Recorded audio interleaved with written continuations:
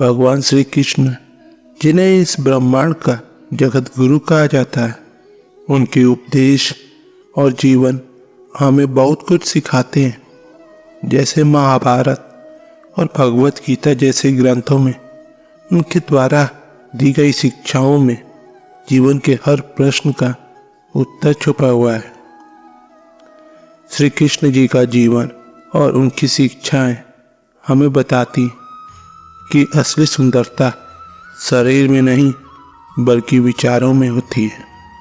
हम अक्सर सुंदरता को केवल बाहरी रूप रंग से जोड़कर देखते हैं। समाज ने हमें सिखाया है कि सुंदरता का मतलब है गोरा रंग, सुडौल शरीर और सुंदर चेहरा। लेकिन क्या यह असली सुंदरता है? नहीं। भगवान श्री कृष्ण ने हमें सिखाया है कि असली सुंदरता हमारी आत्मा, हमारे विचार और हमारे कर्मों में होती है। उन्होंने कहा है, असली सुंदरता वह है जो आत्मा की गहराइयों से आती है और जो दूसरे के जीवन को भी रोशन करती है। कृष्ण जी का जीवन इस बात का उदाहरण है कि किस तरह से विचारों की सुंदरता एक व्यक्ति को महान बनाती है। जब कृष्ण ने गोकुल में जन्म लिया तो वे एक साधारण ग्वाले के घर में पैदा हुए थे। उनका रंग सांवला था, लेकिन उनके विचार और कर्म इतने महान थे कि वे सबके प्रिय बन गए। उनका व्यक्तित्व, उनकी बातें और उनके कार्य इस बात का प्रमाण थे कि सुंदरता रंग और रूप में नहीं बल्कि विचारों में होती है। भगवत गीता में भगवान श्री कृष्ण ने अर्जुन को शिक्षा दी थी कि जीवन में सच्ची सुंदरता क्या होती है। उन्होंने कहा कि सच्चा योद्धा वह होता है जो अपने विचारों और अपने कर्मों में सुंदरता को अपनाता है। उन्होंने अर्जुन को यह सिखाया कि जीवन में कर्म करना हमारा धर्म है और वही सबसे बड़ी सुंदरता है। जब हम निष्काम भाव से कर्म करते हैं तो हमारे विचार और हमारे कर्म सुंदर हो जाते हैं। विचार हमारे जीवन की दिशा तय करते हैं। यदि हमारे विचार सुंदर और सकारात्मक हैं तो हमारे जीवन भी सुंदर और सफल हो जाता है। भगवान कृष्ण ने हमें यह भी सिखाया कि हमारे विचार ही हमारे जीवन की सच्ची संपत्ति है। सुंदर विचार न केवल हमें खुश रखते हैं बल्कि दूसरों के जीवन में भी खुशियां लाते हैं। भगवान कृष्ण अपने मित्रों के प्रति अपनी निष्ठा और स्नेह से यह सिद्ध किया है कि विचारों की सुंदरता ही सच्ची सुंदरता है। सुदामा के साथ उनकी मित्रता इस बात का उदाहरण है कि सुदामा गरीब थे, लेकिन उनके विचार, उनकी निष्ठा और कृष्ण के प्रति इतनी सुंदर थी कि कृष्ण ने उन्हें अपनी पूरी संपत्ति समर्पित कर दी। यह मित्रता हमें सिखाती है कि सुंदर विचार ही सच्ची संपत्ति है। अब सवाल यह उठता है कि हम अपने जीवन में सुंदर विचार कैसे ला सकते हैं। इसके लिए हम आपको कुछ कदम बताना चाहेंगे, जिसमें से आपका पहला कदम है सकारात्मक सोच। हमें हमेशा सकारात्मक सोच रखने की कोशिश करनी चाहिए। हर स्थिति में अच्छा देखने की आदत डालें। दूसरा है ध्यान और प्रार्थना। ध्यान और प्रार्थना से हमारे विचार शुद्ध होते। भगवान कृष्ण का स्मरण करने से हमारी आत्मा को शांति मिलती है और हमारे विचार सुंदर होते। तीसरा, अच्छी संगति। अच्छी संगति में रहना बहुत महत्वपूर्ण है। अच्छे मित्र और परिवार के साथ समय बिताने से हमारे विचार भी सुंदर और सकारात्मक होते हैं। चौथा, सेवा और परोपकार। दूसरे की सेवा करना और उनकी मदद करना हमारे विचारों को सुंदर बनाता है। जब हम दूसरों की खुशी में खुशी ढूंढते हैं तो हमारे विचार और कर्म भी सुंदर हो जाते हैं। स्वयं से प्रेम करना भी बहुत जरूरी है। जब हम खुद से प्रेम करते हैं और खुद को स्वीकार करते हैं तो हमारे विचार भी सकारात्मक होते हैं। आज के समाज में भी भगवान कृष्ण जी के उपदेश बहुत उपयोगी हैं। हम एक ऐसे दौर में जी रहे हैं जहाँ हमारी बाहरी सुंदरता को बहुत महत्व दिया जाता है। मीडिया और विज्ञापन हमें यह विश्वास दिलाते हैं कि सुंदरता बाहरी रूप रंग में है, लेकिन हमें यह समझना होगा कि असली सुंदरता हमारे विचारों में होती है।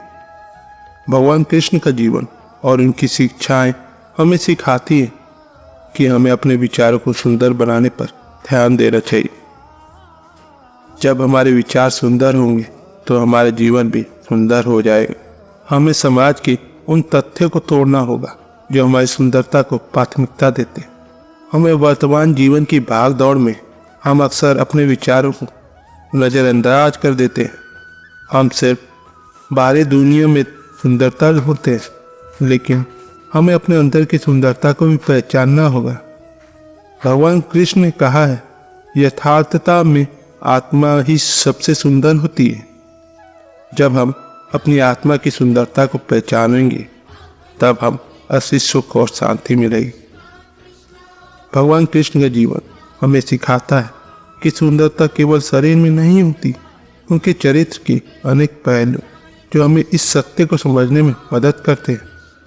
उदाहरण के लिए, जब कृष्ण ने गीता में अर्जुन को सलाह दी तो उन्होंने शारीरिक ताकत या सुंदरता की बात नहीं कही कि उन्होंने आत्मा की शक्ति, मन की स्थिरता, विचारों की पवित्रता पर जोर दिया।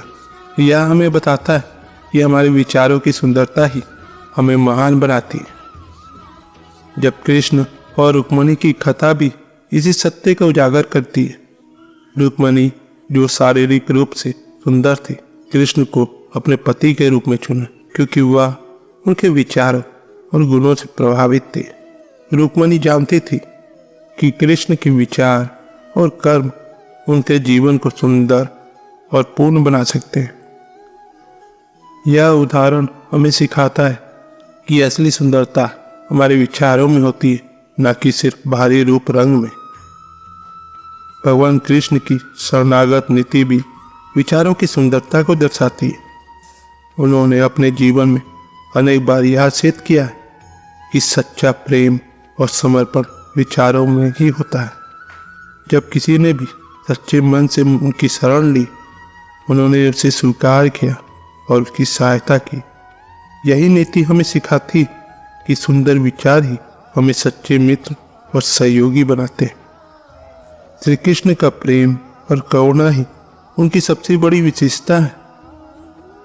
वे हर व्यक्ति के प्रति समान रूप से प्रेम और करुणा रखते थे, चाहे वह कोई भी हो। उनकी यह विशेषता हमें यह सिखाती है कि विचारों की सुंदरता ही सच्चे प्रेम और करुणा का आधार होती है। जब हमारे विचार सुंदर होते हैं तब हम दूसरों के प्रति प्रेम और करुणा से भर जाते हैं। भगवान कृष्ण का संदेश स्पष्ट है, शरीर की सुंदरता क्षण मात्र है, लेकिन विचारों की सुंदरता अमर है। हमें अपने जीवन में इस संदेश को अपनाना चाहिए और अपने विचारों को सुंदर बनाना चाहिए। जब हमारे विचार सुंदर होंगे तब हमारा जीवन भी सुंदर और समृद्ध होगा। श्री कृष्ण और सुदामा की मित्रता भी इस बात का उदाहरण है कि विचारों को सुंदरता किस प्रकार जीवन को प्रभावित करती है। सुदामा जो आर्थिक रूप से कमजोर थे, लेकिन उनके विचार और कृष्ण के प्रति उनका प्रेम अटूट था। कृष्ण ने उनकी निष्ठा और सुंदर विचारों को पहचानते हुए उन्हें सम्मान और समृद्धि प्रदान की।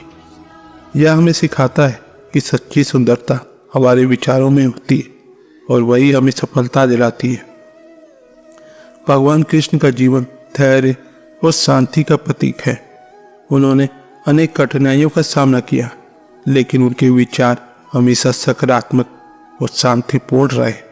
महाभारत के युद्ध के दौरान भी उन्होंने धैर्य और शांति बनाए रखी और अपने विचारों की सुंदरता से अर्जुन और अन्य पात्रों का मार्गदर्शन किया। यह हमें सिखाता है कि विचारों की सुंदरता हमें जीवन की कठिनाइयों में भी शांति और स्थिरता प्रदान करती है। हमारे समाज को भी सुंदर विचारों की आवश्यकता है। जब हम सभी अपने विचारों को सुंदर और सकारात्मक बनाएंगे, तब हमारा समाज भी सुंदर और समृद्ध बनेगा। हमें अपने बच्चों को भी यही सिखाना चाहिए कि असली सुंदरता विचारों में होती है। उन्हें भगवान कृष्ण की कहानियाँ और उनकी शिक्षाओं से प्रेरणा दिलाएं, ताकि वे भी सुंदर विचारों के साथ अपना जीवन जी सकें। तो दोस्तों, शरीर में सुंदरता नहीं होती, सुंदर होते हैं विचार। यह एक गहरा सत्य है जिसे हमें अपने जीवन में अपनाना चाहिए। भगवान कृष्ण की शिक्षाएं और उनके जीवन में हमें यह प्रेरणा मिलती है कि हम अपने विचार को सुंदर और सकारात्मक बनाएं। जब हमारे विचार सुंदर होंगे, तब हमारा जीवन भी सुंदर और सफल होगा। हम सब मिलकर इस संदेश को अपने जीवन में उतारें और एक सुंदर और सकारात्मक समाज का निर्माण करें। भगवान कृष्ण की शिक्षाओं को अपनाएं और अपने विचारों को सुंदर बनाएं। याद रखें, असली सुंदरता विचारों में होती है और वही हमें सच्ची खुशी और सफलता दिलाती है। तो दोस्तों, आज की वीडियो बस यहीं तक की थी। अपना ख्याल रखिएगा और हाँ, वीडियो पसंद आती है तो लाइक शेयर सब्सक्राइब कमेंट करना ना भूलें। मिलते हैं आपसे अगले वीडियो में। धन्यवाद। जय श्री कृष्ण।